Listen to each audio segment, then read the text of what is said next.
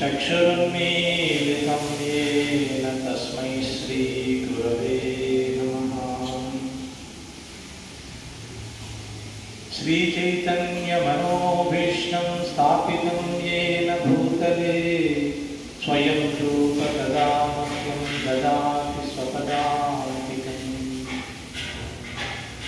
नमो विष्णुपादाय कृष्णप्रेष्ठाय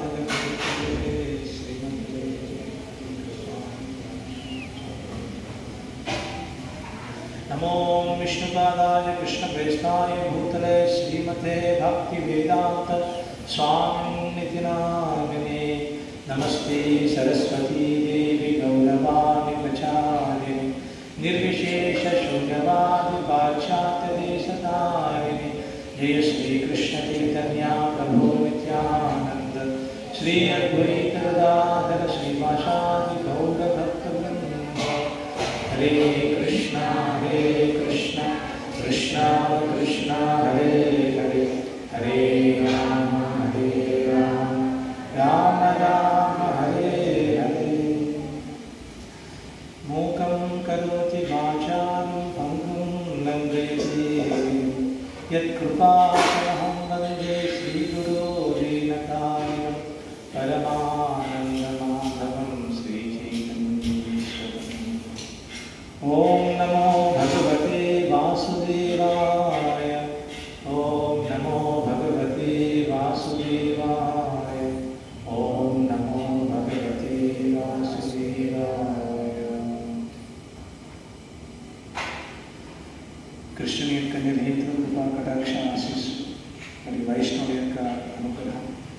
ఆచార్యుల యొక్క ఆ శిష్యుల చేత సుప్రభువించినటువంటి చిన్న సేవ అర్హత లేనప్పటికీ మీ ముందర కూర్చోడానికి వచనం పలవడానికి కూడా వీలు కాదు.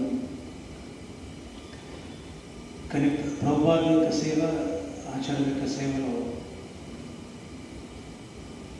మీ అందరి పాదాలని ఆశ్రయిస్తూ, ఆచార్యుల యొక్క పాదాలను ఆశ్రయిస్తూ, కృష్ణుని గౌరవం యొక్క పాదాలను ఆశ్రయిస్తూ సరైన సమయంలో సరైన చక్కటి బుద్ధితో భగవద్గీత యొక్క సంకీర్తన చేసే విధంగా కూర్చున్నాము. మీ అందరి ప్రార్థన ద్వారా. హరే కృష్ణ. ప్రభు ఈరోజు భక్తుల సాంగత్యం వాటి ప్రాముఖ్యత గురించి చెప్పారు. హరే కృష్ణ. మనకి చైతన్య చరితామృతంలో వస్తుంది, అందరికీ తెలిసిన శ్లోకమే. సాధు సంగ సర్వశాస్త్రకాయ లవమాత్ర సాధు సంగే సర్వసిద్ధిహాయ. అంటే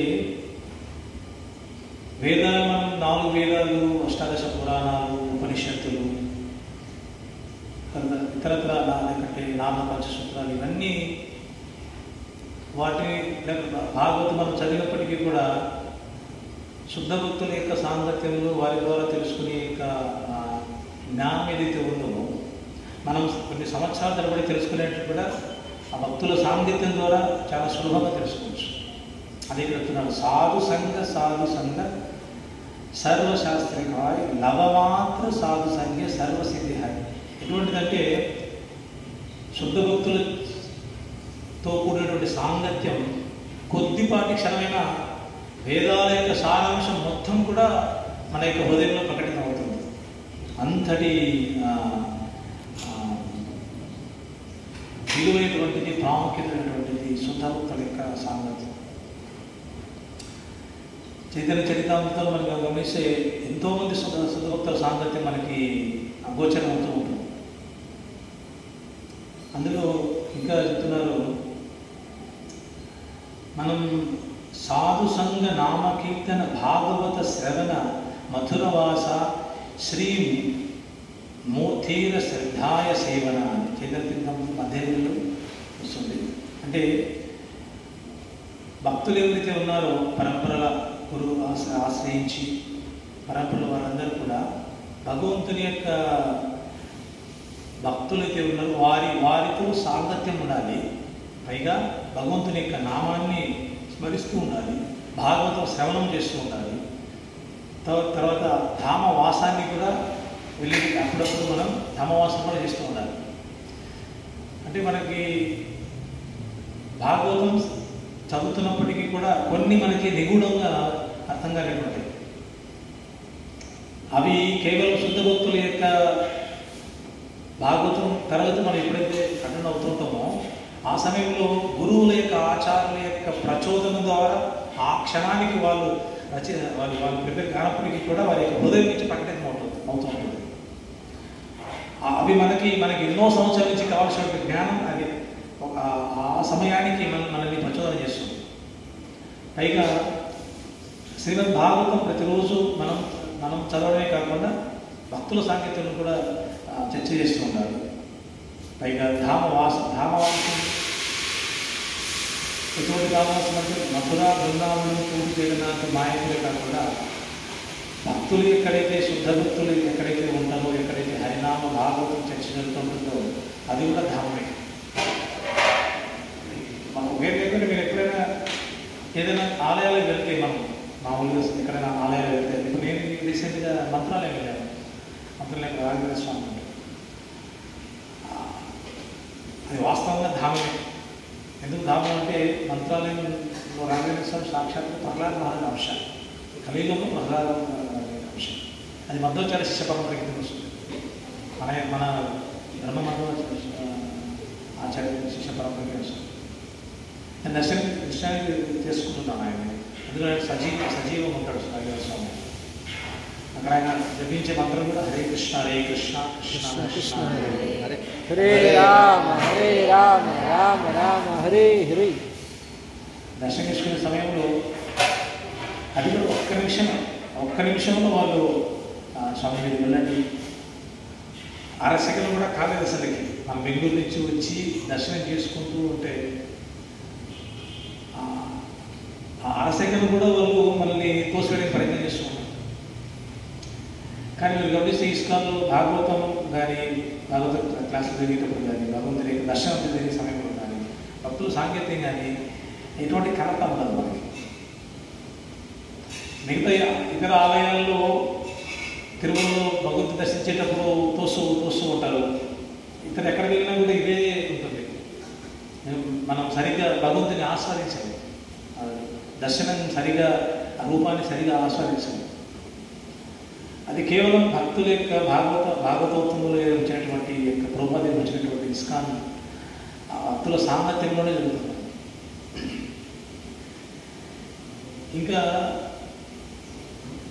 ఒకవేళ సాంగత్యం జరగడం వల్ల ఏమవుతుంది అంటే, భాగవతంలో ద్వితీయ స్కంధంలో 24-25 శ్లోకంలో అజామీనోప్యాథాకర్ణ్యధూతానాం యమకృష్ణయో ధర్మం భాగవతం శుద్ధం త్రైవేద్యం చ గుణాశ్రయం భక్తిమాన్ భగవత్యాసు మాహాత్మ్యశ్రవణాద్ధరేః అనుతాపో మహానాసీ స్మరతో శుభమాత్మనః. ఇక్కడ ప్రభువారు చెప్తూ ఉంటారు ఇక్కడ శ్లోకంలో. వాస్తవానికి అజామలేకు ఘట్టం అందరికీ తెలిసిందే.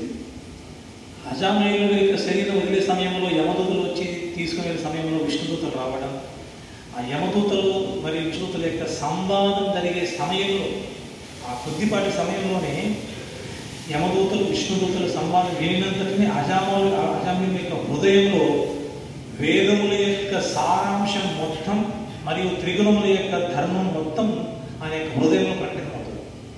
కేవలం ఇద్దరు అంటే విష్ణుదూతలు యమదూతలు చర్చ చేస్తుంటారు. ఎందుకని యమదూతలు అడుగుతారు, ఎంత దుర్మార్గుడయ్యా, ఈయన పుట్టింది బ్రాహ్మణ వంశంలో, బ్రాహ్మణ కులంలో పుట్టాడు, పుట్టి తర్వాత సదాచారంలో ఉన్నవాడు, షట్కర్మలు చేయకోకుండా తర్వాత ఎంతో గుణవతి సుందరవతి అయినటువంటి భార్యను వదిలి తల్లిదండ్రులను త్యజించేసి భగవంతుని త్యజించి ఒక ఎంతో హీనమైనటువంటి జాతి యొక్క అయినటువంటి ఒక స్త్రీ యొక్క సాంగత్యం కూడి ఆ పొందు కూడి తన యొక్క ధర్మాన్ని మరిచి ఆమె చేత ఎన్నో బిడ్డలను పొంది ఎంతో పాపకార్యం చేసేటువంటి దుర్మార్గుడు అటువంటి వాడిని తీసుకొని వెళ్తుంటే మీరు వచ్చి అడ్డుకుంటారా అని చెప్తాడు. అప్పుడు విష్ణుదూతులు చెప్తాడు, ఎంతో దుర్మార్గులు కార్యం చేశారు, అయినప్పటికీ ఈ యొక్క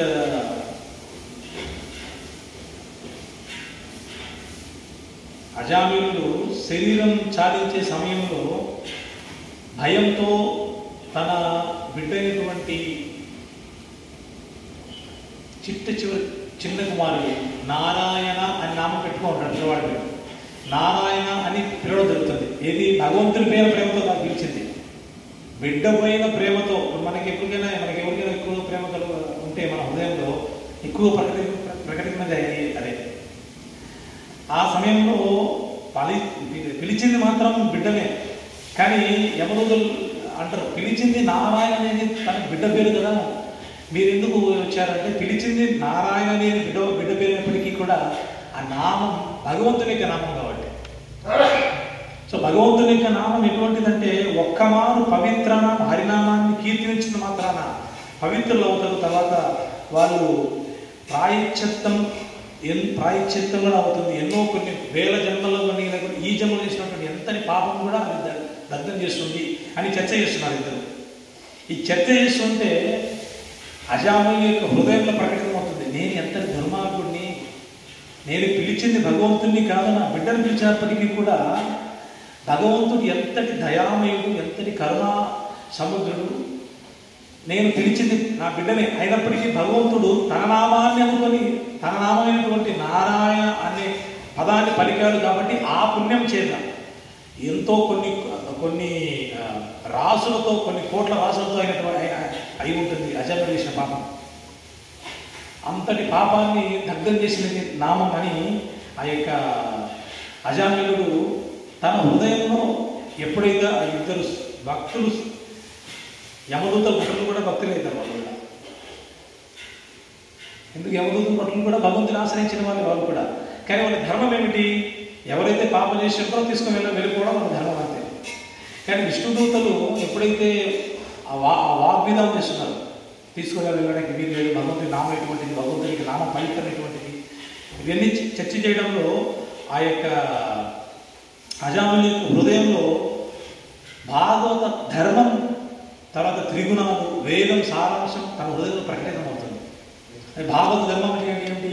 సవై పుంసాం పరో ధర్మో యథో భక్తి రథోక్షతే అహైతుకి అప్రత్యత యయాత్మ సుప్రసీదతి. వాస్తవానికి లోకంలో ఎన్నో ధర్మాలు ఉన్నప్పటికీ కూడా నిజంగా పురుషునికి ధర్మం అంటే కేవలం పురుషునికి ధర్మం. పురుష అంటే శరీరం తీసుకున్నటువంటి ఆత్మ ఏదైతే ఉంటుందో అది స్త్రీలైనా పురుషులని ఎవరైనప్పటికీ కూడా వారి ధర్మం ఏమిటంటే సవై పుంసో పరో ధర్మం యథో భక్తి రథోక్షతే అహైతుకి అప్రత్యత యయాత్మ సుప్రసీదతి. అంటే మనం నిజంగా జీవితంలో ప్రశాంతంగా ఉండాలి అనుకుంటే ఎటువంటి కోరిక లేకుండా నిర్హేతుకంగా భగవంతుని యొక్క నామం, భగవంతుని యొక్క సేవ చేయడం ద్వారా మనం ఆత్మ ప్రశాంతం పొందడం జరుగుతుంది. ఇది భాగవత ధర్మం. ఈ భాగవత ధర్మం విష్ణుదూతలు, యమదూతలు చర్చ జరుగుతుంటేనే తమ హృదయంలో ప్రకటితమైంది. ఇది భక్తుల యొక్క సాంగత్యంలో జరిగే యొక్క లాభం. మనం కోరేది ఏంటి? మన హృదయం పవిత్రం కావాలి. మన హృదయం పవిత్రంగా ఏమవుతుంది? గురు పూజలో చెప్పుకున్నాను నాకు దివ్యజ్ఞానం హృదయం ప్రకాశిస్తుంది. మన హృదయంలో ఎప్పుడు దివ్యజ్ఞానం ప్రకాశితమవుతుందంటే శుద్ధ భక్తుల యొక్క సాంగత్యంలో వారి ద్వారా విన్నటువంటి జ్ఞానాన్ని తెలుసుకోవడం ద్వారా మన హృదయంలో దివ్యజ్ఞానం ప్రకటమవుతుంది. దివ్యజ్ఞానం ఏంటి? కృష్ణ చైతన్యం ప్రకటమవుతుంది. అది అజామిలుడు ఎక్కడ జరిగింది? మరణ సమయంలో విష్ణుదూతులు యమదూతులు చర్చించుకుంటున్నారు. మరణ సమయంలో శరీరం వదిలిపోయే సమయంలో చర్చించుకుంటేనే హృదయం ప్రకటితమవుతే ప్రతిరోజు భాగవతం తరగతిలో ఆచార్య పరంపరలో ఉన్నటువంటి ప్రామాణిక ఆచార్య పరంపరలో ఉన్నటువంటి భాగవతోత్తముల యొక్క భాగవత సత్సంగం ద్వారా మన హృదయం ఎంత పరిశుద్ధమవుతుంది మనం ఆలోచించాలి. ఇంకా శుద్ధి అవుతుంది. అంటే ఇంకా మనం మీకు ఇప్పుడు భాగవతంలో శ్లోకం వస్తుంది కదా, నిగమ కల్పతలో గలితం అని. భూమి రసిక భూమి భావుకాహ అంటారు. అంటే భాగవతాన్ని ఆస్వాదించనయ్యా అంటారు. ఎటువంటి భాగవతం? నిగమకల్ప తరోర్గలితం ఫలం సుఖముఖాలామృత ద్రవ సంయుతం పిబత భాగవతం రసమాలయం ముహురహో రసిక భూమి భావుకా. అంటే మామూలుగా మనం ఒక పండును, మామిడి పండును, పక్వం చెందిన మామిడి పండు దాన్ని ఆస్వాదించని రసం ఆస్వాదిస్తే ఎంతో ఆనందంగా ఉంటుంది. ఇక్కడ ఏమంటున్నారంటే నిగమకల్ప తరోర్గలితం, వేదాల యొక్క సారం, వేదాల యొక్క వృక్షమైనటువంటి ఆ యొక్క భాగవతం అందు నుంచి వచ్చినటువంటి ఫలం ఏదైతే ఉందో అది సుఖ ముఖామృత ద్రవ సంయుతం. సుఖమహర్షి నుంచి ముఖారంగం నుంచి వచ్చినటువంటిది, అది ఇంకా పవిత్రమైనటువంటిది, అది ఇంకా రసాస్వాదం చేసే అటువంటిది. ఆ తర్వాత మళ్ళీ సుఖమహర్షి నుంచి ఎక్కడి నుంచి వచ్చింది?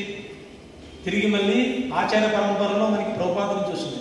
ప్రభుపాద శిష్య పరంపరలో మళ్ళీ మహారాజుల యొక్క భాగవతం నుంచి మళ్ళీ మధురేశ్వరుడు గారి, సుబ్బయ్య గారి, వీరందరి యొక్క భాగవతముల నుంచి ముఖం నుంచి వారు ఆ సమయంలో భాగవతం చెప్పే సమయంలో హృదయం నుంచి ప్రకటితమైంది ఏదైతే ఉందో మనందరినీ కూడా ఉద్ధరింపజేసేది. అందుకే భాగవత సాంగత్యం అంతటి మహాత్మ్యం కలిగింది. మామూలుగా మనం భగవంతుని భాగవతం కానీ చైతన్య చరిత్ర జరిగే సమయంలో అందులోటువంటి సూక్ష్మాన్ని మనం గమనించాలి. మీరు ఎప్పుడైనా మొదలైన క్లాసులు ఉన్నప్పుడు కానీ గమనిస్తే అదే శ్లోకం మనం చదివి ఉంటాం, అదే భావం మనం చదివి ఉంటాం, అదే భాష మనం చదివి ఉంటాం. అయినప్పటికీ మనం జ్యోతిగా కాదు మనం హృదయం. అందుకే భాగవతంలో సాంగత్యం తీసుకోవాలి. లేకపోతే ఏమవుతుందంటే బయట వారి సాంగత్యం తీసుకుంటే వారి యొక్క మానసిక కల్పన, శుష్క భావన ఇవన్నీ జరుగుతూ ఉంటాయి. తద్వారా మనకు అర్థం కూడా కాదు. ఒకవేళ భాగవత సాంగత్యంగా కూడా ఇతరుల సాంగత్యం తీసుకుంటే ఏమవుతుందంటే అది మనల్ని ప్రామాణికమైన ఆచార శిష్య పరంపరకు తీసుకోవడానికి గురి కాదు. ఇప్పుడు ఎంతోమంది ఉన్నారు అదే భాగవతం చెప్పేవాళ్ళు. మనకి ఆచార్యులు చెప్తారు ఏమని, వైష్ణవ ఆచార పరంపరలో వచ్చే భాగవతోత్తముల ద్వారా భాగవతం లేకుంటే చైతన్య చరితామృతం ఏదైనా మనం వినకోకుండా అవైష్ణవుల యొక్క ముఖాల ముఖం నుంచి వచ్చే లేకుంటే వారు చెప్పే ఏ కథ ఏదైతే ఉందో అది సర్పము స్పృశించినటువంటి అమృతమే పాలే. అమృతం అది నిజంగా ఎన్నో పోషక విలువలు కలిగినటువంటిదే. అయినప్పటికీ అది సర్పం స్పృశించినటువంటిది. అంటే అవైష్ణవుల ద్వారా వచ్చే కథ ఏదైతే ఉందో, భాగవత కథ ఏదైతే ఉందో అది సర్పం స్పృశించినటువంటిది. తద్వారా ఏమవుతుంది? విషపూరితం అయిపోతుంది. మన శరీరం అంతా, మన చైతన్యం అంతా కూడా విషతుల్యం అయిపోతుంది. నిజమైన వాస్తవంగా అమృతతుల్యమైనటువంటి కథాశ్రవణం ద్వారా మన హృదయంలో కృష్ణ చైతన్యం ప్రకటితమవుతుంది. అది కాకుండా ఈ మాయావాదుల ద్వారా కానీ లేకుంటే అవైష్ణవ అసంప్రదాయాలు ఎవరైతే ఉన్నారో వారి ద్వారా వినడం ద్వారా చాలా ప్రమాదం. చైతన్య చరితామృతంలో కూడా మనకి చెప్తారు ఏమనంటే, ఎవరైతే భగవంతుని యొక్క భక్తులు కాకుండా ఉంటారో అసత్సంగత్యాగ ఏ వైష్ణవ ఆచార శ్రీ సంగి ఏక అసాధో కృష్ణ భక్త ఆరా. అంటే ఎవరైతే కృష్ణ భక్తులు ఉంటారో, అంటే మన భక్తి మార్గంలో ఉన్నాం మనం కూడా, వాళ్ళందరూ కూడా వైష్ణవులందరూ కూడా అవైష్ణవుల యొక్క సాంగత్యాన్ని త్యజించాలి. అవైష్ణవ సాంగత్యం త్యజించకపోతే ఏమవుతుంది? భౌతిక ప్రపంచంలో జరిగే విషయాలన్నీ చర్చించ జరుగుతుంది. దాన్ని ప్రజల్ప అంటారు. ప్రజల్ప ఎటువంటిదంటే భక్తుల యొక్క సాంగత్యంలో మనం కేవలం భగవంతుని గురించి, భగవంతుని యొక్క నామం గురించి, భగవంతుని యొక్క రూపం గురించి, భగవంతుని యొక్క గుణాల గురించి, భగవంతుని యొక్క లీలల గురించి చర్చించడం జరుగుతుంది. ఒకవేళ అది కాకుండా అవైష్ణవులు భక్తి మార్గంలో లేని వాళ్ళ యొక్క సాంగత్యం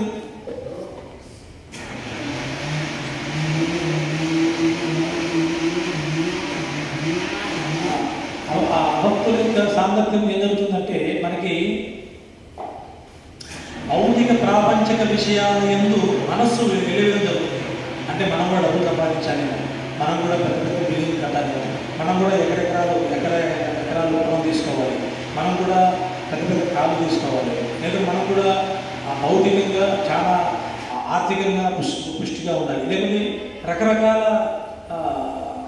భౌతిక విషయాల యందు మనకు మనస్సు లగ్నం అవుతూ ఉంటుంది. పైగా ఎందుకంటే వాళ్ళు ఈ అవైష్ణవులు ఎవరైతే ఉంటారో వారందరూ కూడా ఈ 4 ఉన్నాయి కదా, ఏవైతే మనం త్యజించవలసినవి ఏవి? మద్యము, మాంసం, వ్యభిచారం, తర్వాత జూదం. ఈ 4 ఎందు లేకుంటే ఆహార, నిద్ర, భయం, మైత్రం, ఈ 4 గురించి చర్చిస్తూ ఉంటారు. ఇంకా ఆహారం గురించి చర్చిస్తారు, లేకుంటే భయం గురించి చర్చిస్తారు, లేకపోతే మైత్రం గురించి చర్చిస్తారు. మరి భౌతిక విషయాలు తప్ప భగవంతుడి గురించి చర్చించే జ్ఞానం వాళ్ళ దగ్గర ఉండదు. కాబట్టి అవైష్ణవ సాంగత్యం తీసేస్తున్నారు. భాగవతుల యొక్క సాంగత్యం మాత్రమే తీసుకోవాలి.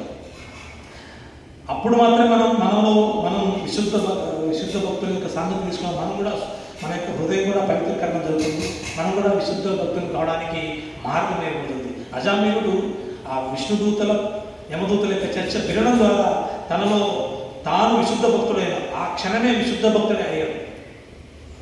అంతేకాకుండా తన పూర్వ పాపములు కూడా తలుచుకుని ఎంతో మిగుల పరితాపం చెంది పరాయచిత్త మార్గం ద్వారా హరినామం చెప్పించడం ద్వారా తిరిగి మళ్ళీ ఆయన చేసినటువంటి పాపాన్ని తొలగించడం జరుగుతుంది. ఇస్కాన్లో ఒకనొక ఇప్పుడున్నటువంటి 1970 ఆ సమయంలో అమెరికాలో ఇస్కాన్ భక్తులు నగర సంకీర్తన చేస్తూ ఉంటారు. ఒక వ్యక్తి డ్రగ్స్ అంటే మత్తు పదార్థాలు అమ్మేవాడు. ఆ వ్యక్తి అమ్ముతున్నారని తెలిసి పోలీసులు ఆ వ్యక్తిని పట్టుకోవడానికి వెంబడిస్తారు. ఈ కథ చాలా మంది తెలిసే ఉండొచ్చు. తెలుసా?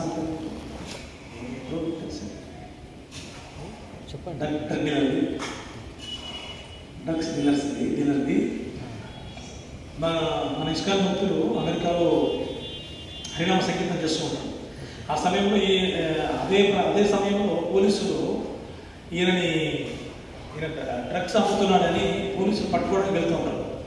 ఈయన వాళ్ళ దగ్గరికి తప్పించుకోవడానికి ఈ హరినామ సంకీర్తన చేసే భక్తులు ఉన్నారు, మన ఇస్కాన్ భక్తులు. ఆ గుంపులో దూరడం జరిగితే పోలీసులు అంతవరకు వచ్చిన వాళ్ళు ఇక్కడే ఉన్నారే అని చూస్తారు.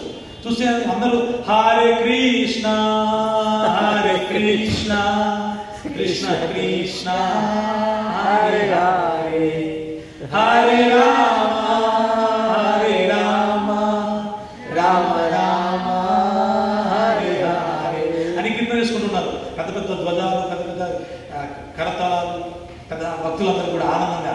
ఈయన కూడా వాళ్ళు వెళ్ళి చేతులు ఎత్తి హరే కృష్ణ హరే కృష్ణ చేస్తున్నారు. ఈ పోలీసులు గుంపు చూసి సరే ఇక్కడంతా వైష్ణవులు ఉన్నారు, ఇక్కడంతా అంత పెద్ద భక్తులు, ఈ గుంపులో దొంగ ఉండేది ఆస్కారం లేదు అని ఆ పైన వెళ్తారు, అటుగా వెళ్తారు. అటు చూసి కనపడరు, మళ్ళీ ఇటుగా వెళ్తారు. సరే పోలీసులు వెళ్ళారు కదా అని ఈ భక్తుడు ఈ డ్రగ్ డీలర్ దొంగ ఈ గుంపులో నుంచి పక్కన వెళ్ళాలని ట్రై చేస్తారు. కుడివైపు వెళ్తుంటే కుడివైపు భక్తులు హరే కృష్ణ చేతుల పైకి హరే కృష్ణ, సరే మళ్ళీ ఆయన చేతుల పైకి హరే కృష్ణ హరే కృష్ణ అంటాడు. సరే ఈ పక్కన తప్పించే వీళ్ళు కాదు, కనీసం ఈ పక్కనే మళ్ళీ ఈ పక్కన వెళ్ళి గుంపులో బయటికి వెళ్ళడానికి ప్రయత్నం చేస్తుంటారు. ఆ ఎడవైపు కూడా హరే కృష్ణ చేతుల పైకి హరే కృష్ణ అని అట్లా కీర్తన చేసుకుంటూ సరే తప్పడానికి వీళ్ళు కాదు, ముందు వెళ్తే మళ్ళీ హరే కృష్ణ భయ్యా చేతులు పైకెత్తండి హరే కృష్ణ అని ఆయన హరే కృష్ణ చేసుకుంటూ ఈ గుంపులో గుడి దగ్గర వెళ్తారు. గుడిలోకి వెళ్ళి ఆ హరే కృష్ణ అందరూ చేస్తూ ఉంటారు. ఈ లోపల పోలీసులు అందరి దగ్గరికి ఉంటారు. బహుశా ఏమన్నా టెంపుల్కి వెళ్ళారేమో అని పోలీసులు బయటనే ఉంటారు. ఈయన సరే ఈ గుంపులో లోపలికి వెళ్ళి అందరూ గమనిస్తారు. ఈ కొత్తగా వచ్చారే ఆ టెంపుల్ ప్రెసిడెంట్ భక్తులు కూడా, ప్రభు మీరు ఎంత చక్కగా చేసి పెట్టారు, అద్భుతం, మీరు చాలా బిగ్గరగా చేశారు, ఎవరు మీరు వస్తుంది అంటే ఆయన అనుకుంటాడు నేను బిగ్గరగా చేశాను, నేను కూడా చేశాను అని. ఎవరు డ్రగ్ డీలర్. సరే ఆయన ప్రశంసిస్తారు అందరూ కూడా. సరే నేను వెళ్తానని అంటే పోలీసులు రారని తప్పించడం ప్రయత్నం మళ్ళీ బయటకు వస్తారు. ఆ మందిరం నుంచి బయటకు వస్తారు. బయటకు వచ్చి అక్కడ మళ్ళీ పోలీసు వ్యాన్ పోలీసులు ఓ మళ్ళీ దొరికిపోతున్నా మళ్ళీ నేనే అని. సరే మళ్ళీ లోపలికి వెళ్ళి ప్రభు నేను ఈరోజు కృష్ణమూర్తిలోని ఇక్కడే ఉండిపోలా ఉంటాను, నేను మీలోనే ఉండిపోలా ఉంటాను. అవునా రండి అని ఆయనకి సరే ఈ భక్తులతో పాటు ఉండి ఇక్కడే ప్రసాదం తీసుకుంటూ ఉన్నట్టు ఆయనకి ప్రసాదం ఇస్తారు. రాత్రి అవుతుంది, మీరు ఇక్కడికి వెళ్ళి పౌలించండి. పాప ఆయన తెలియదు ఎక్కడ వెళ్ళారో. తెల్లారి 3:30 నిద్రలేండి 3:30 స్నానం చేయలేంట. స్నానం చేయాలి 3 గంటల 30 నిమిషాలు స్నానం. డ్రగ్గులు తెలియదు ఎక్కడికి వచ్చావా. 3 గంటల 30 నిమిషాలు స్నానం చేయడం అంటే సరే స్నానం చేయాలంటే చేయకపోతే మళ్ళీ మనకు ప్రసాదం దొరకదు కాబట్టి వెళ్తాడు. వెళ్తే ఆయన ఉంటాడు అమెరికా కదా, పెద్ద లావిష్గా బాత్రూమ్ అంతా స్నానం చేయడానికి బాగుంటుంది అనుకుంటాడు. చూస్తే పెద్ద క్యూ ఉంటుంది. ఇదేంటి క్యూ ఉంది అక్కడ ఉండేది ఒకే ఒక బాత్రూమ్. సరే క్యూలో ఉంటాడు, నిలబడతాడు. తన వంతు లోపల పోతే ఇక్కడ హీటర్ ఉంటుంది, 3 గంటల 30 నిమిషాలు వేడి నీళ్ళు ఉంటాయి అనుకుంటాడు. లోపల చూస్తే ట్యాప్ ఒక్కటే ఉంటుంది, చల్ల నీళ్ళు మాత్రమే ఉంటాయి. కృష్ణ ఆయన పలకడు. ఇదేం స్వామి చల్ల నీళ్ళు ఇచ్చారు, కనీసం వేడి నీళ్ళు కూడా లేవు నాకు హీటర్ అని. లోపల మాత్రం తలుపు తడుతూ ఉంటారు, లేదు త్వరగా బయటికి రా, స్నానం మంగళవారం స్టార్ట్ అవుతుంది అక్కడ అని. అలా ఈయన చన్నీళ్ళతో స్నానం చేయడానికి సంశయిస్తూ ఉంటాడు. అక్కడ వెళ్తుంటే మంగళవారం స్టార్ట్ అవుతుంది, శంఖం ఊదుతున్నా, త్వరగా బయటకు వచ్చేయాలని తలుపు కొడుతున్నారు. సరే అని 2-3 జగ్గులు తీసుకొని స్నానం చేయడం జరుగుతుంది. ఆయన బయటకు వచ్చేస్తారు. బయటకు వచ్చేసి అటు ఇటు చూస్తుంటారు. అందరూ దోతులు కొట్టుకుంటూ తెలకలు తీసుకుంటారు. ఎవరో ఒకరు వచ్చేసి ఆ చేతులు పైకెత్తు ఉంటారు. చేతులు పైకెత్తిస్తాడు. అంత దోతి చుట్టేశారు. ఆయన కూడా తల పైకెత్తి తెలకం కూడా పెట్టేశారు. ఎక్కడికి అంటే లోపలికి వెళ్ళి దర్శనం చేయాలని. ఆయన తెలియదు వాళ్ళు క్రిస్టియన్స్, అమెరికాలో క్రిస్టియన్సే కదా. అక్కడ ఒక స్టాచ్యూని పెట్టి దర్శనం చేస్తుంటారు. ఇదేంటి స్టాచ్యూ పెట్టి అందరూ నమస్కారం చేస్తున్నారు. అప్పుడు లేదు రాధామాధవ్ కృష్ణ దర్శనం. అది క్రిస్టియన్స్కి వాస్తవంగా వాళ్ళు స్టాచ్యూ దర్శనం ఎంత ఉండదు కదా వాళ్ళకి. అందరూ కూడా ఏమంటారంటే స్వామి స్టెప్ చేయాలి. స్వామి స్టెప్ అంటే ముందుకి ఇట్లా సంసార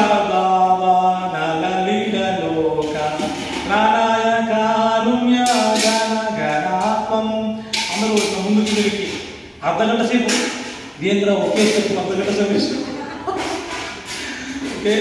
ఒకే స్టెప్ 15 నిమిషాలు ఇస్తారు. మళ్ళీ చేతులు పైకి అంటారు, ఇట్లు ఇట్లా అనుకుంటారు. సరే బహుశా ఇది అయిపోయినాక అర్ధగంట ఎక్కుతారు, నన్ను నిద్రపోని పంపిస్తారు అనుకుంటాడు. ఇది అయిపోయిన తర్వాత మళ్ళీ అందరూ నమస్కారం చేయడం జరుగుతుంది. తర్వాత మళ్ళీ ఒక చెట్టు కొట్టి ఇదేం ఒక మొక్క ఆయన దృష్టిలో మనం చేసే తులసి ఆరాధన కదా. తులసి ఆరాధన ముందుగా నరసింహారాధన వస్తుంది. నరసింహ ఆర్డర్ ఓపెన్ చేసిన వెంటనే నమస్తే నరసింహాయ. అప్పుడు ఆయన అడుగుతాడు పక్కన, వాట్ ఇస్ దిస్ అని. ఏంటి స్వామి అక్కడ భయంకరంగా రక్తంతో వస్తుందంటే, ఇంతకుముందు ఒక ఆయన నరసింహారతి పాడలేదు, ఆయన నరసింహస్వామి ఇక్కడ కీర్తి చేస్తుంది, నువ్వు కూడా పడకపోతే నీకు కూడా ఎట్లా జరుగుతుంది. అవునా సరే నమస్తే నరసింహాయ ఆయన కింద చేస్తారు. తర్వాత అయిపోయిన తర్వాత సరే నరసింహారతి అయిపోయిన తర్వాత నన్ను కూడా వీళ్ళు నాకు విశ్రాంతి ఇస్తారేమో, కనీసం నిద్రపోవడానికి. అది అయిపోయిన తర్వాత మళ్ళీ ఒక మొక్క చుట్టి హారతి చేస్తూ ఉంటారు. ఈయన కూడా ఇదేంటి మొక్క పెట్టి అందరూ నమస్కారం ఇస్తున్నారు. అడుగుతారు ఏంటి అంటే తులసి హారతి నమస్కారం నమో నమః తులసి కృష్ణ ప్రేయాసి ఆయన కీర్తన జరుగుతుంది. తర్వాత మళ్ళీ అందరూ చుట్టూ యాని కాని పాపాని ప్రదక్షించాలంటే సరే ప్రదక్షిణ చేసి మళ్ళీ నాకు విశ్రాంతి ఇస్తారు. మళ్ళీ ఆయన కూడా తులసి చుట్టూ జరుగుతుంది. ఇది అయిపోయిన తర్వాత మళ్ళీ ఇది అయిపోతుందేమో, అమ్మయ్య తులసి అని చెప్పింది, బృందావే తులసిదేవి అని. ఆహా అయిపోయింది అంతా, ఇప్పుడు వెళ్ళిపోవచ్చు అంటాడు. ఆయన తెలియదు అసలు విషయం. అప్పుడే జరగాల్సిన అసలు జరగాల్సిన విషయం అప్పుడే జరిగేది. 2 గంటల పాటు జపం. ఎవరు పక్కన వచ్చి జపం చేయాలి, జపమ్మా హరే కృష్ణ మాట తులసి మాల ఇస్తారు. అదే మాల ఇచ్చి బీడ్ బ్యాగ్ ఇచ్చి బీడ్ బ్యాగ్లో తులసి ఇస్తారు. ఏం చేయమంటారంటే అక్కడ అందరూ చేస్తున్నారంటే ఏం చూస్తున్నారు వీళ్ళందరూ అంటే, అప్పుడు మీరు జపమాల చూశారు కదా, జపమాల చేయి చూపు వేలు పెట్టుకుంటుంది. అందరూ ఏదో అవుతున్నారంటే నువ్వే దొంగ అంటే నేను కాదు అనుకుంటున్నాడు. పక్కన ఉండి సార్ వాళ్ళందరూ ఏం చూస్తున్నారంటే నువ్వు కూడా జపమాల జపం చేయాలి అని జపమాలు తీసుకుంటాడు. జపాలు తీసుకుని ఈయన జపాలు పక్కన పెట్టేసి తెలియదు ఏదైనా జపం చేయాలి కూడా. సో జపాలు పక్కన పెట్టేసి ఆ జప బ్యాగులో చెయ్యి చూపు వేలు పక్కన పెట్టి నేను దొంగ మీరే దొంగ అని ఆయన ఇటు చూపిస్తుంటాడు. ఆయన నటిస్తుంటాడు. ఆ 2 గంటలు చూపిస్తుంటాడు, నేను కాదు అని. వీళ్ళే తర్వాత 2 గంటలు అయిపోయిన తర్వాత దర్శనానికి ప్రసాదం భాగవతం క్లాసు అప్పుడు చేస్తారు. ఆ భాగవతం అంటే దర్శనానికి చెప్పిన తర్వాత భాగవతం క్లాస్ ఉంటుందని వ్యంగ్యంగా చెప్తుంది. తర్వాత ఆయన అంటే బహుశా ఇప్పుడు నిద్రపోవచ్చేమో అని, కానీ వాస్తవం కొంతమంది భాగవతం నిద్రపోతూ ఉంటారు. ఈయన కూడా సమయం పెట్టినట్టుగా. కానీ భాగవతం క్లాస్ అయిన తర్వాత ప్రసాదం ఉంటుంది. అమ్మయ్య ప్రసాదం అయిపోతే మీరు నిద్రపోవచ్చేమో. 3:30 నుంచి నాకు చల్లితో స్నానం చేయించారు, ఏదో వరకు దర్శనం చేయించారు, చుట్టూ తిప్పారు, 2 గంటలు జపం చేయించారు. కనీసం ఎప్పుడన్నా ప్రసాదం దర్శనం వేయచ్చు అనుకుంటే టెంపుల్ బస్ వస్తారు. చక్కగా చేశావు, 3 మంగళారతి దర్శనం చేశావు, ఈ బుక్స్ తీసుకొని వెళ్ళి బుక్ డిస్ట్రిబ్యూషన్ వెళ్ళి హరిలో సంకీర్తనం చేస్తూ మేము వెళ్ళి బుక్ డిస్ట్రిబ్యూషన్ చేయం. ఎన్ని గంటలు? ఉదయం 9 గంటల నుంచి రాత్రి 9 గంటలకు తిరిగి రాడు కృష్ణ. 9 గంటలకు వెళ్ళి రాత్రి 12 గంటలు బుక్ డిస్ట్రిబ్యూషన్ అంటే అవును గీతం అంటారు వెళ్ళి బుక్ డిస్ట్రిబ్యూషన్ చేయాలి. సరే తప్పుతుందా? అట్లయినా పోలీసులు తప్పించుకోవాలి కదా. ఇట్లా ప్రతిరోజు 3 గంటల 30 నిమిషాలు వేసి మనలాంటి ప్రసాదం వేసుకొని మళ్ళీ రాత్రి బుక్ డిస్ట్రిబ్యూషన్ చేసి వచ్చి 6 నెలల పాడు జరుగుతుంది. ఈ 6 నెలల క్రమంలో వెళ్ళి ఆ తెలుగు విషయం చెప్తాడు, అయ్యా మీరు అనుకున్నట్టు నేను అది కాదు, నేను వాడిని కాదయ్యా. అవునా? అంటే నీకు బ్రహ్మబుద్ధి సాక్షాత్కారం అయిపోయిందా? ఆహా ఇన్ని రోజులు ఎంతో భక్తులు కాలేంది, నువ్వు దేహం కాదు నువ్వు ఆత్మని తెలిసిపోయిందా? ఎంతటి శుద్ధ భక్తులు. అయ్యా స్వామి నేను చెప్పేది అది కాదయ్యా, నేను చెప్పాల్సింది వినండి అంట చెప్పనంటారు. నేను వాస్తవంగా మీరు అనుకున్నట్టు దేహం నాది కాదు, ఆత్మ అది కాదు, నేను వాస్తవంగా మీరు అనుకుంటే భక్తుని కాదు, నేను దొంగని, ఒక డ్రగ్ డీలర్ని అంటాడు. అవును డ్రగ్ డీలర్ కాదు, అది నువ్వు గుడిలో ఉండకూడదు, నువ్వు స్టేషన్ వెళ్ళాలా అంటాడు. స్టేషన్ వెళ్ళాలి అంటే వెంటనే టెంపుల్ ప్రెసిడెంట్ ఫోన్ చేస్తాడు, అయ్యా మీరు వెతుకుతున్నటువంటి 6 నెలల పాటు ఉన్నటువంటి డ్రగ్ డీలర్ మా గుడిలో ఉన్నాడు, వచ్చి వెంటనే తీసుకుని వెళ్ళాలి. పోలీసులు వస్తారు, తీసుకుని వెళ్ళి జడ్జి దగ్గర తీసుకుని వెళ్తాను. ఆ జడ్జి దగ్గర తీసుకుంటే ఏం చేశామంటే, నేను 6 నెలల పాటు ఏం చేసావు అన్నాడు. అంటే 6 నెలల పాటు ఏం చేయలేదు 3 గంటల 30 నిమిషాలు నిద్రలేస్తాం, చల్లితో స్నానం, భగవంతునికి దర్శనం, చుట్టూ తిరగాల, 2 గంటలు జపం చేయాలా, ఆ తర్వాత ప్రసాదం తీసుకోవాలా, వెళ్ళి 12 గంటల పాటు బుద్ధిశం చేయాలా అంటాడు. అప్పుడు జడ్జి అంటాడు, ఇంతకంటే శిక్ష భూలోకంలో దొరకదు. శిక్ష అంటే వాస్తవంగా శిక్ష అంటే ఇది ఒక భౌతికంగా ఉన్నటువంటి వారికి ఆధ్యాత్మిక శిక్షణ. వాస్తవం ఆధ్యాత్మికంగా మనకు అది శిక్షణ, కానీ బయట వారికి అది శిక్షగానే ఉంటుంది. జడ్జి అంటాడు, ఇంతకంటే శిక్ష మనం వేయలేము. అసలు వాస్తవంగా జైల్లో ఉన్న వారికంటే భయంకరమైన శిక్ష పొందాడు 6 నెలల పాటు, ఇంకా నేను శిక్ష వేలుంటాడు. ఆ పోలీసులు అంటారు, అయ్యా మేము 6 నెలలు కష్టపడమంటే, అయ్యా అసలు మనం వేసే శిక్ష వీళ్ళు ఇస్కాన్లో ఉన్న వాళ్ళు ఆల్రెడీ శిక్ష వేసేశారు, వాడు పూర్తిగా మారిపోయాడు, వానికి మనమే శిక్ష వేస్తాం అంటాడు. అని ఆ తర్వాత ఆయన తిరిగి మళ్ళీ ఇస్కాన్ టెంపుల్ వెళ్ళడం జరుగుతుంది. ఇప్పుడు ఆయన ఒకనొక లీడర్ కూడా ఇస్కాన్లో, ఒకనొక మంచి భక్తుడు, ఎంతో సేవ చేస్తున్న ప్రభువానికి. అంటే భక్తుల సాంగత్యంలో అప్రయత్నంగా మీకు తెలియకుండా, మీకు ఇష్టం లేకుండా మీరు నటించిన ప్రసాదం కోసమైనా, కీర్తన కోసమైనా, లేకుంటే దర్శనం కోసమైనా, లేకుంటే షెల్టర్ కోసమైనా, ఏదో ఒక విధంగా అప్రయత్నపూర్వకంగా మీరు భక్తుల సాంగత్యం తీసుకుంటే ఏమవుతుందంటే హృదయం పవిత్రమవుతుంది, మన మనస్సు పవిత్రమవుతుంది, మన బుద్ధి పవిత్రమవుతుంది, మన చిత్తం పవిత్రమవుతుంది,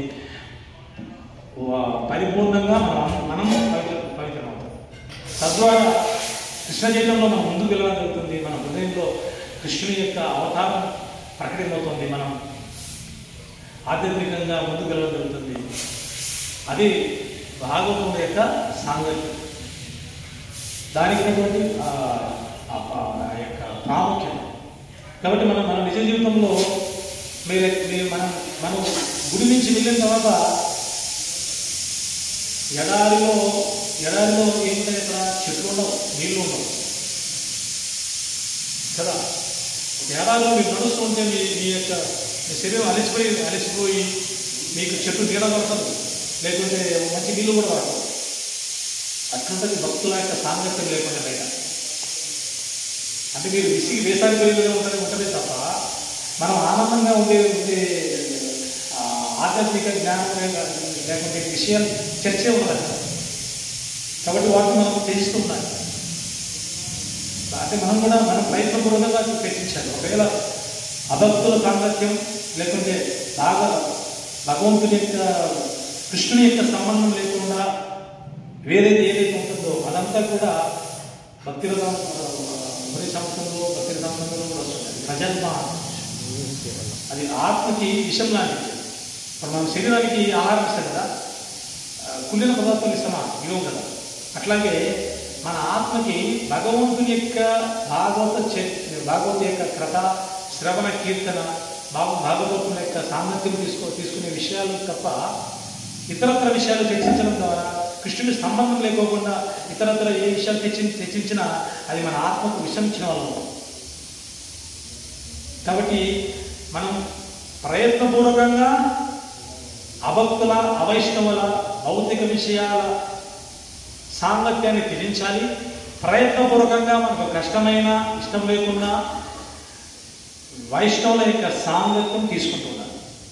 తద్వారా మనం కూడా అజాములు ఎటువంటి సద్గతి పొందేవాడు, ఎటువంటి ఉదాహరణ పొందేవాడు జీవితంలో మనం కూడా పెడతాం. హరి కృష్ణ.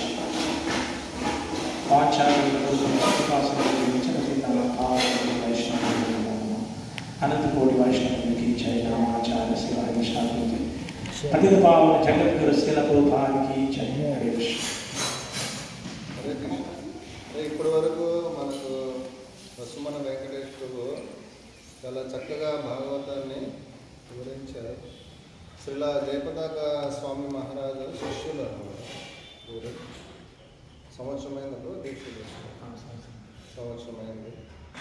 అదే మన గోశాలకు కూడా వారి శక్తి మేరకు ఆర్థికంగా సేవ చేస్తూ ఉన్నారు. పొద్దుటూరు గోశాలకి ఇటీవల ఒక 3 నెలల నుంచి మన మందిరాన్ని కూడా ఉదయము సాయంత్రము గుడికొచ్చి అందరి భక్తులకు అన్నప్రసాద వితరణ ఉంటుంది. కాబట్టి నెలలో ఒకరోజు మనకి ఇక్కడ కూడా గత 3 నెలల నుంచి ఆయన సహకారం చేస్తున్నారు ఆర్థిక అన్నదాన వితరణకి. తను సంపాదించే సంపాదనని అక్కడ కూడా ఆయన బెంగళూరులో వెళ్తుంటారు ఇస్కాన్ టెంపుల్కి. అక్కడ కూడా కొంత శాతము ఆయన శాలరీలో ఆ మందిర అభివృద్ధికి కేటాయిస్తుంది. అంటే చాలా చోట్ల ఆయనకు వచ్చే ధనంలో మినిమము సగం ఏదైతే ఉందో ఆయన సంపాదనలో దాన్ని కృష్ణుని సేవకు వినియోగిస్తూ ఉన్నారు. మిగతా సగాన్ని ఆయన యొక్క కుటుంబ సభ్యుల పోషణకి వాడుతూ ఉన్నారు. రూపగోస్వామి చెప్పినట్టు ఒకరు ఉత్తమ గృహస్థగా ఉండాలి అని అన్నప్పుడు వాళ్ళకు వచ్చేటటువంటి సంపాదనలో సగము కృష్ణ చైతన్య ప్రచారానికి, సగము కుటుంబ పోషణకి వాడాలి అని చెప్తారు. ఉత్తమ గృహస్థ అట్లా ప్రభు ఉత్తమ గృహస్థగా ఉంటూ ఉన్నారు. జపం చేస్తున్నారు చాలా సంవత్సరాల నుంచి. మహారాజు యొక్క ఆశీర్వాదం కూడా పొందారు. శ్రీల దేవపతాక ఆశీర్వాదం. ఇప్పుడు ఫుల్ టైం ఇంకా రావాలి అని కోరిక వెలుగుచ్చారు. ప్రభు మధురేష్ ప్రభు సాంగత్యం తీసుకోవాలని కోరిక. ప్రభు అప్పుడప్పుడు ఫోన్ చేస్తుంటారు, నాకు కూడా మాట్లాడుతూ ఉంటారు. ఇట్లా ఇటీవల ఇక్కడికే వచ్చి 3 నెలల పాటు పొద్దుటూరులోనే ఉండాలి అని అనుకున్నారు. కాబట్టి ఇన్వైట్ చేస్తుంటే వచ్చారు. చాలా సంతోషం. మీరు బాగా చెప్పారు. మీరు అవకాశం ఇచ్చినందుకు చాలా ధన్యవాదాలు. ఏదైనా తప్పులంటే క్షమించండి. ప్రభుపాద నితాయ నరసింహ ఆశీర్వాదం ప్రభుత్వం ఉండాలని అందరూ హరే కృష్ణ హరే కృష్ణ కృష్ణ కృష్ణ హరే హరే హరే రామ హరే రామ రామ రామ హరే హరే.